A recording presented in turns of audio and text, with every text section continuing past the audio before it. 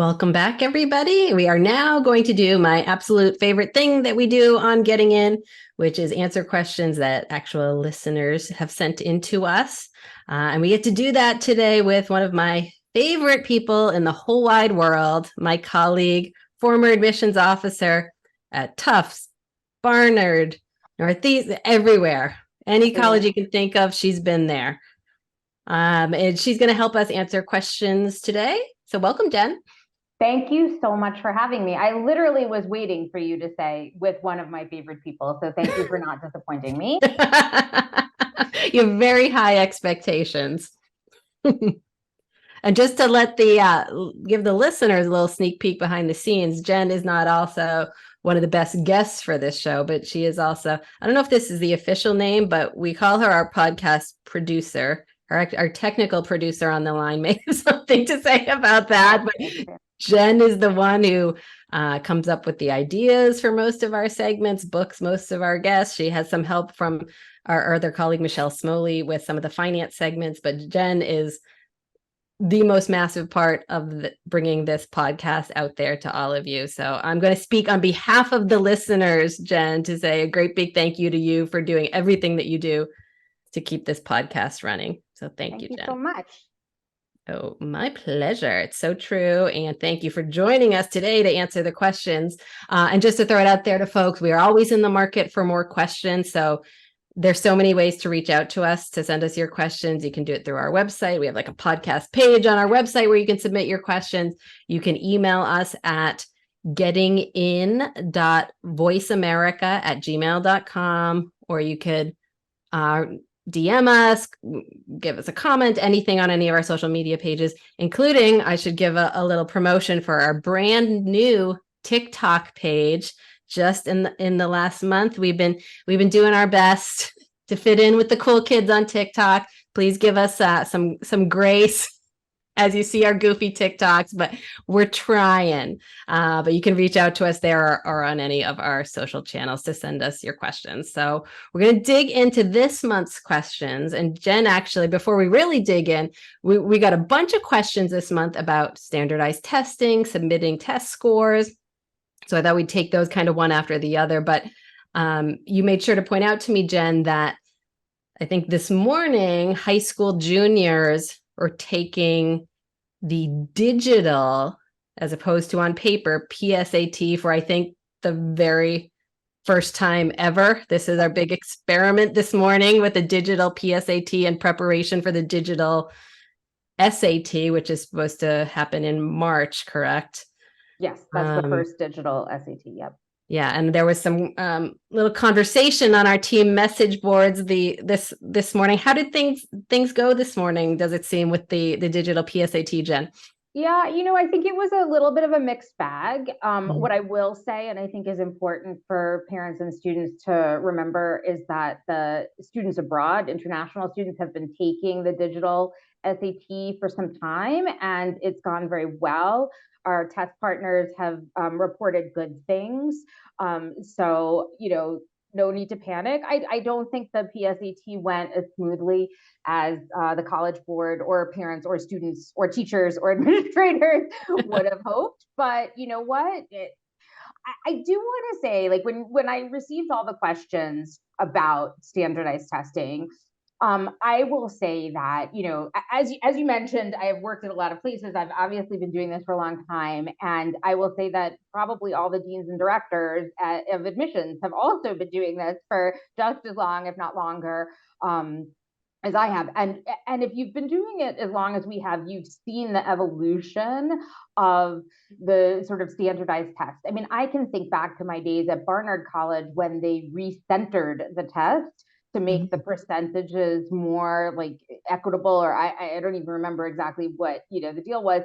And that was a big to do. And it was really hard to sort of recenter our brains, and we had to use charts, and it was like a big deal. And then we went to a 2,400 point scale, and then we went back to the 1,600 point scale, and then there were other things happening. We all survived a Common App crash. I think that what's important to remember is that admissions officers are professionals, and that, now is a good time to be test optional for students and administrators, Mhm. because you always generally always have the option to not submit. So, I think that the PSAT went okay, I guess. It was not, as I said, without glitches, but this doesn't, mean anything for the SAT rollout. If anything, we want those glitches to happen now and not Right. later. Yep, that makes perfect sense. So to get to our first question that came in from Dan on Facebook, he asks, do you expect schools to super score SATs when one is on paper, taken in August 2023, and one is digital? So I think Dan or Dan's child is expecting to take the digital SAT in March of 2024. So, and I think probably first you want to explain what super scoring is, and will colleges super score when one's on paper and one's digital?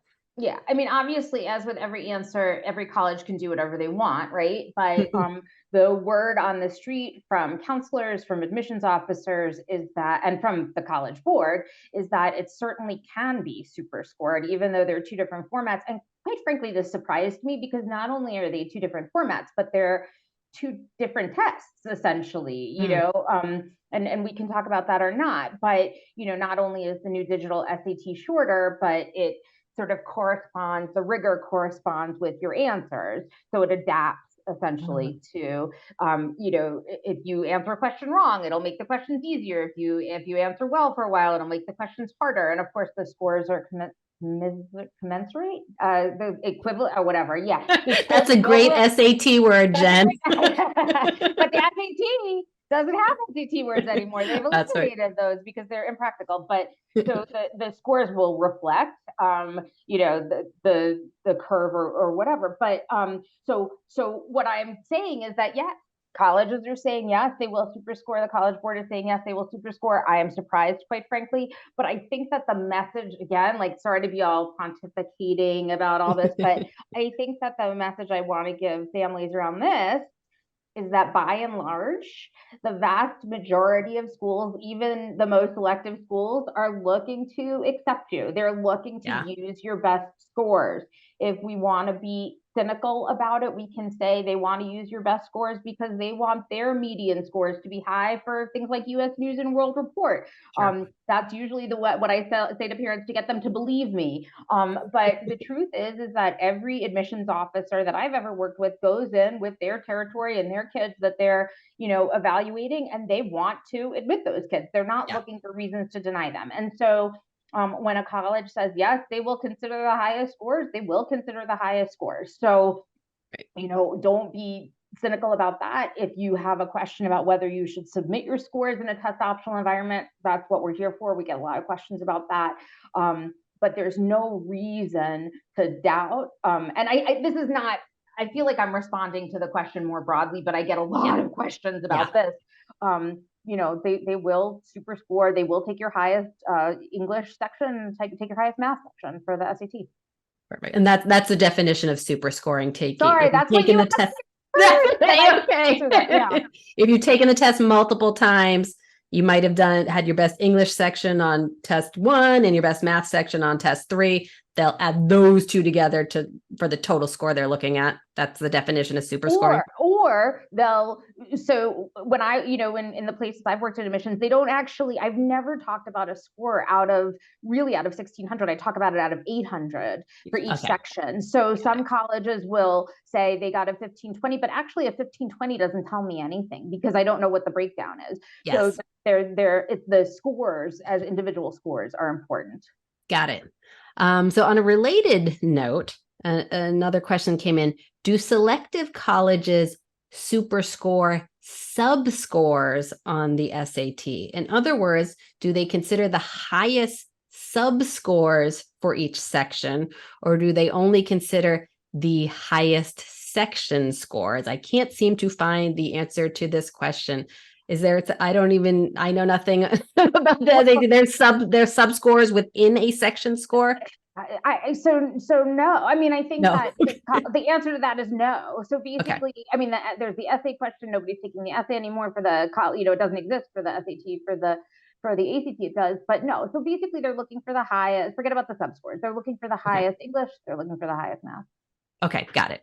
Another question. If a student uses score choice, another term we need to define, and decides to send only one SAT with his best section scores, what does the college actually see on the official report? Do the colleges see that second page of the report that lists all other SATs taken to date? I cannot get a straight answer from the college board. If the second page is submitted, then what is the point of score choice, and what exactly is score choice in the first place? So score choice is literally you're proactively having the college board send your highest sections, or your sort of, I do want to point out that unofficial scores, meaning you self-report the scores, let's say on the Common App, are accepted by a lot of colleges. So before you pay, sorry, College Board, although you don't need that much more money. Maybe now you do. I don't know, but not for me to say. So basically what you can do is you can report, if a college allows you, your highest sections. That's essentially using score choice, and it's officially using score choice when you pay the college board to do it for you, which you don't always have to do. But what I want you to what I want you to think about is, it doesn't matter what an admissions officer sees. Okay, Mhm. I could see everything. It's what I document, it's what I use as your official scores. So a college admissions officer who sees that you took the SAT 3 times and that your lowest score was a 540 on the English, but you brought it up, they're not gonna hold that 540 in their head. We have already talked about this more than colleges are, paying attention to it when they read Right. your application. So who cares what they see? If they say they're going to use your highest scores, they're going to use your highest scores. They're not going to make a little note saying, oh, but they took it 3 times and they got the lowest score. They're going to super score it. So don't don't worry. Yeah. And to your previous point that colleges are not looking, they're not digging in there to find some reason to reject you. Mhm. They're, and as you said, we've already talked about this more than they're looking at it. They're just finding, what is that high score? Noting it, moving on. Yep. Yep. Yep. Um, the next question, very general, I think will apply to a lot of people. Should I bother taking the SAT or ACT since most colleges don't require them anymore? And if I take them, how do I know when to actually submit the scores? So this is a big question. No, that's a big question for sure. So there are some students for whom I have said, and I know these students well, I've said, you don't have to take the SAT or ACT. You should not prep for it, because here's what I also want to say. Everything has like context to it, right? Right. So I want to say that it's not just about going in and physically sitting in the room and taking the SAT or ACT. It's about consciously saying, I'm going to prepare for this exam by dedicating a certain amount of time that could be dedicated to not texting my friends, not watching my TikTok videos from College Coach, like they're going to do that anyway, but dedicating a certain amount of time that could be used for studying or sports or whatever extracurriculars you do. And so it's not just about saying, I'm going to see what happens if I take it. You have to consciously prepare for it. So having said that, there are some kids that are just terrible standardized test takers. It's a miserable experience for them. And they've taken the PSAT, let's say, and they have not done well. They have not done well to a point where it's clear to them. And if they talk to a tutor, they're not going to get the scores they need for the schools they want to go to. Mhm. And what's happened over the past 3 years of test optional admissions is that score medians have gotten higher, right? So the kids that have really strong scores are sending them, and rightfully so, and the kids that don't are not. And so there are kids like that just say, this is going to torture me. I don't have the time. I'm not going to prep, and I'm only going to apply to test optional schools. Fine.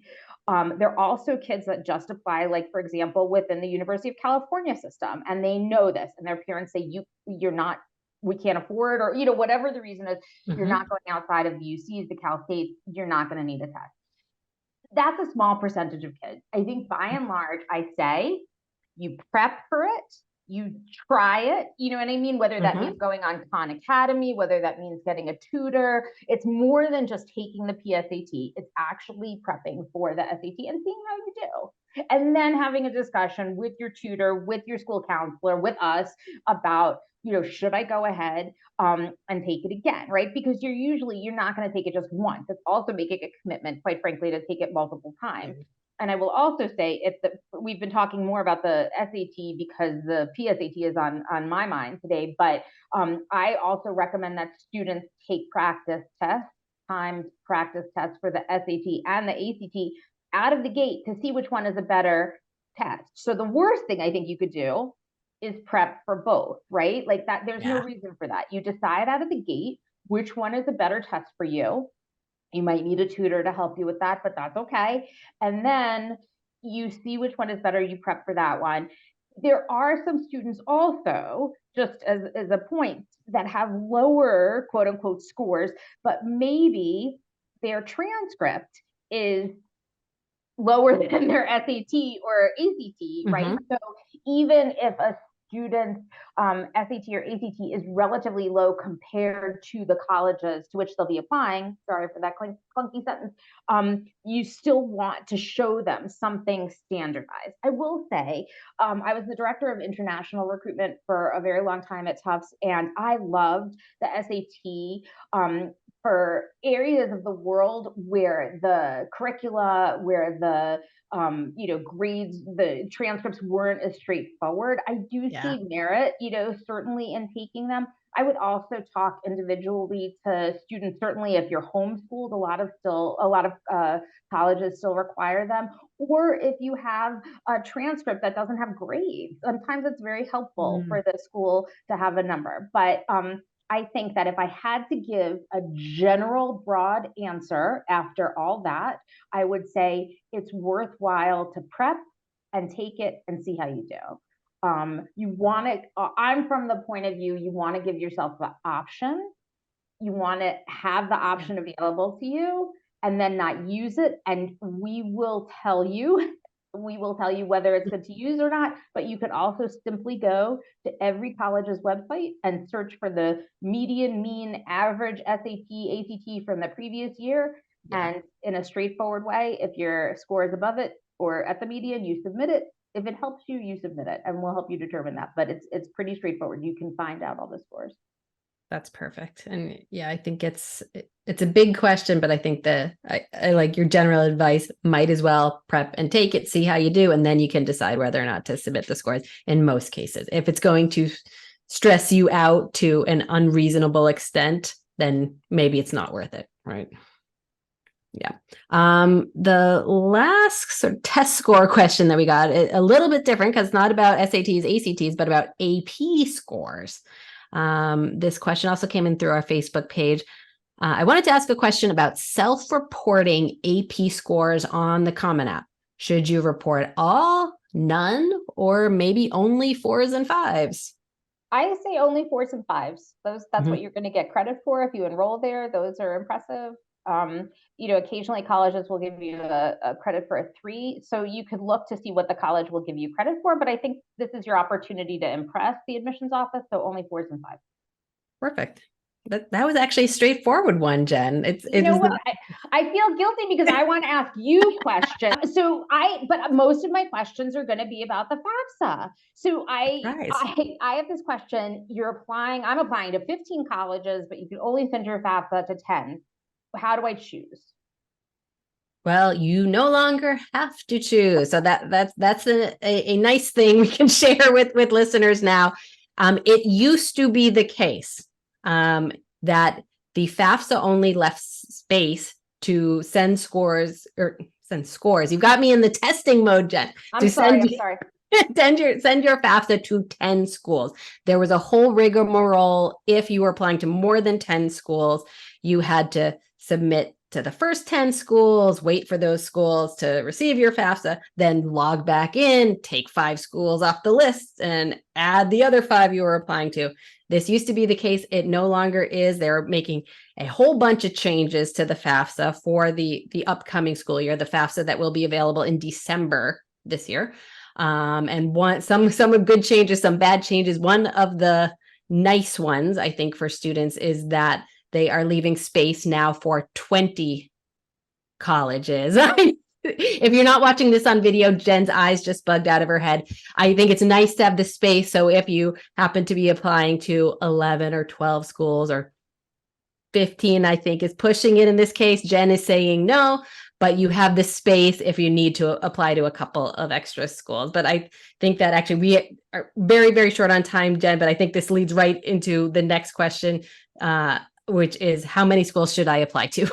Is it 20, Jen? It seems like no. It's not 20. It's not 20. I'll let you count the UCs as one, because it's one application. But no, I think even if you're interested in comparing and contrasting aid packages, I'll say this again, the most important thing, the thing I want to start with is that you have colleges on your list that you like, that you know you can afford, and that you know you can get accepted to. I don't care if you have 3 colleges that fit that bill and you apply to only 3 colleges. I'd rather you do that. So I think that 20 is bananas. You're not going to be able to give them the time and the attention they need. Let's stop artificially inflating these applicant pools just because we can. And I think that 12, when pressed, would be, 10, 8, 10, 12 is sort of that good area to aim for. Perfect. And that's all the time we have. Thank you so much for joining us today, Jen. This was super fun. Thank you, listeners. If you enjoyed this convo with Jen and with Steve earlier, leave us a review on Apple Podcasts, and make sure you tune in next week, where I think we're having a Thunderdome-esque cage match. We're going to do a segment on why attend a state university and why attend a liberal arts college. Me and Jen could actually fight this out because each of us attended one or the other. We're also going to be talking about, for our international listeners, a segment on how students on a visa can pay for college. So make sure to check out that episode and tune in every week. We are here at Thursday, 4 p.m. Eastern and 1 p.m. Pacific.